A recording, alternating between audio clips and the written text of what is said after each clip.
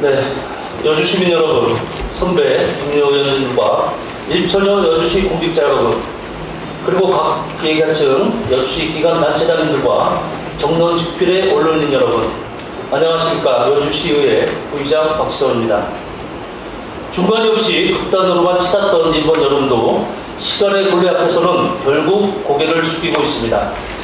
40도를 육박하는 폭염 속에 내렸다 하면 폭우로 변하는 기후위기의 상징 같던 날씨가 9월을 맞으며 한결 누그러진 모습으로 신선한 아침을 선사하고 있음에 세상 감사의 탄성이 흘러나옵니다. 먼저 한낮의 뜨거운 태양열과 열대야의 긴긴 밤으로 힘든 한여름을 보내신 시민 여러분께 고생 많으셨다는 위로의 인사를 전하며 가을이 다가오는 계절을 맞아 조금은 마음의 여유를 가지시고 피로를 삭힐 수 있는 시간이 되기를 바라겠습니다. 무더웠던 여름 날씨만큼이나 여주 시민의 민심도 푹 찌는 여름이었습니다. 제74회 정례회에서 집행부가 제출한 추가 경장 예산안 중 신청사 관련 비용의 일부인 50억 원을 잠정적으로 삭감 조치한 것이 도화선이 되었습니다. 설명이 더 필요하다는 인식으로 당시 9월 추경에 진행되어도 무난하겠다는 의견을 듣고 진행되다가 정례회가 끝난 지 불과 보름여 만에 소비 쿠폰 등 2차 추경에 바로 이어지면서 충분한 이해, 설명이 부족한 상태에서 재상정되었습니다. 상황의 변화가 크지 않은 상태에서 일반적 관례에 맞지 않게 재상정된 예산안을 즉시 가결하기는 어려운 상황이기에 해당 안건은 다시 부결되었습니다. 그렇지만 시급을 요하는 상황이라는 관계 부서의 설명을 듣고 9월 추경 전이라도 원포인트 의회가 열려야 된다는 판단을 했습니다. 이때부터 여주시는 가히 혼란의 소용돌이 속에 빠져들게 되었습니다. 해당 예산을 삭감하게 된 이유를 제대로 묻거나 들을 겨를도 없이 비난성 민원이 쇄도하고 거리엔 비난의 현수막이 걸리면서 여주시는 극한 대립의 길을 자초해 나가고 있었습니다. 지금 다시 생각해도 참으로 안타까운 일이 아닐 수 없습니다. 이와 관련하여 시민의 대표인 시의원으로서 신청사 예산 삭감으로 인해 지역사회와 사회 오해와 불신이 생기면서 많은 혼란이 초래된 점에 대해 이 자리를 빌려 유감을 표합니다. 본 의원을 포함해 민주당 의원들이 신청사 관련 예산 50억을 두 차례에 걸쳐 조치한 것은 다음과 같은 이유였음을 다시 한번 명확하게 밝혀드리고 싶습니다. 청사 권리 억제 방식의 장단점에 관해 더 자세히 알아야 하겠다 판단되어 이 보완을 통해 사업 추진에 만전을 기하고자 했던 것이 가장 큰 이유였습니다. 다시 한번 천명하지만 신청사 건립 자체에 대한 반대가 아니라 경주 완급을 고려하여 구체적 추진 사안 등을 보다 꼼꼼하게 검토하면서 신중을 기하자는 것이었습니다. 그런데 이 신중하게 검토하여 사업 추진에 만전을 기하자는 입장은 전혀 고려되지 않고 오로지 모든 초점이 삭감 자체에만 맞추어졌습니다. 마치 누군가가 그림을 그리듯이, 마치 소설의 각본을 쓰듯이 예산 삭감이 마치 신청사 건립 자체에 대한 반대로 둔갑되어 버린 것이었습니다. 전후 좌우를 따질 것도 없이 비난의 화살을 맞았습니다. 각종 비난성 민원이 쇄도하고 현수막에 게시되며 심지어는 민주당 소속 의원들이 당론에 입각하여 고의적으로 예산 삭감을 시도했다는 악의적 루머까지 표현되었습니다.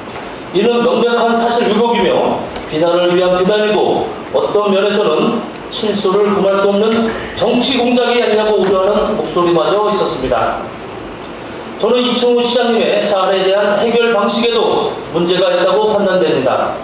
지난 여주 도시공단에서 도시공사로 전환할 때도 의회에서 꼼꼼히 살펴봐야 한다면서 부결을 했을 때도 이충우 시장님께서는 의회와 더 많은 소통과 설명은 뒤로 한 채 삼계동 통장님들과 단체장님들이 계신 곳에서 발목 잡기다, 일을 못하게 한다 식으로 발언해서 함께하신 시민들의 비난과 욕설로 수모를 겪은 적이 있습니다. 이번에도 그때와 다를 바가 없습니다. 이해, 소통, 설명을 뒤로한 채 그때와 마찬가지로 바로 기자회견을 통해 정치적 발붙잡기다, 이를 못하게 한다며 확인되지 않은 사실을 시민들께 알렸습니다. 그 결과 시민들께서 민주당 의원들에게 사퇴 요구, 욕설 등 비난을 하게 만들었습니다.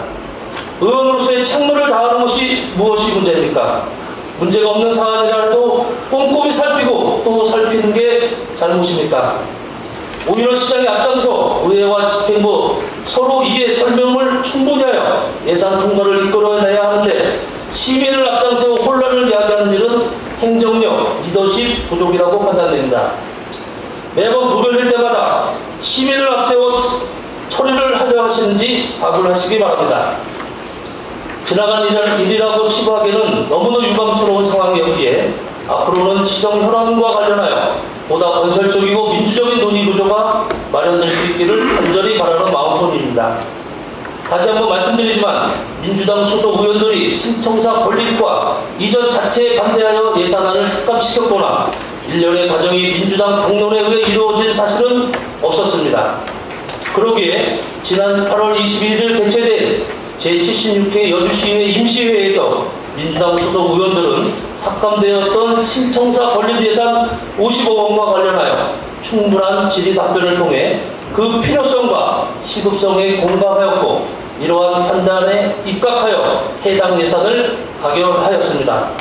이는 충분한 자료 검토와 수비 과정을 거쳐 합리적으로 결정한 것이지 민원이 제도하고 현수막이 걸리고 각종 풍문이 무서워서 이에 굴복하여 어쩔 수 없이 통과시킨 투항적 결정이 결코 아니었다는 점을 본 의원의 명예를 걸고 밝혀두고 싶습니다.